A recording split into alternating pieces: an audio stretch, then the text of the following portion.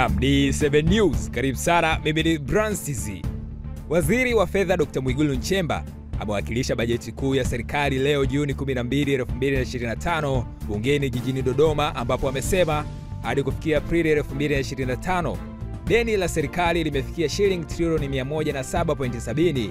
Hali ya deni hilo bado ni himilivu kwa mujibu wa tathmini ya kitaaluma iliyofanyika Oktoba 2024 ambayo imeonyesha viashiria vya uimara wa uchumi wa taifa katika kipindi cha muda mfupi, wa kati na mrefu. Hadi Aprili 2025, deni la serikali lilikuwa shilingi trilioni 107.70. Kati ya kiasi hicho, deni la nje ni shilingi trilioni 72.94 na deni la ndani ni shilingi trilioni 34.76. Tathmini ya uhimilivu wa deni iliyofanyika Oktoba mwaka 2024 imeonyesha kuwa deni ni himilivu katika kipindi cha muda mfupi, wa kati na mrefu.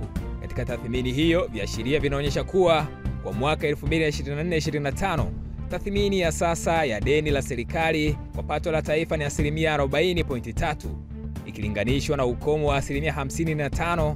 Thamani ya sasa ya deni la nje kwa pato la taifa ni 23.6 ikilinganishwa na ukomo wa 40, na thamani ya sasa ya deni la nje kwa mauzo ya nje ni 123.8 ikilinganishwa na ukomo wa 180. Alisema hivyo Waziri Mwigulu Nchemba leo bungeni jijini Dodoma. Kwa taarifa nyingi zaidi zinazogonga vichwa vya habari duniani, endelea kufuatilia 7 Media kupitia 7 News.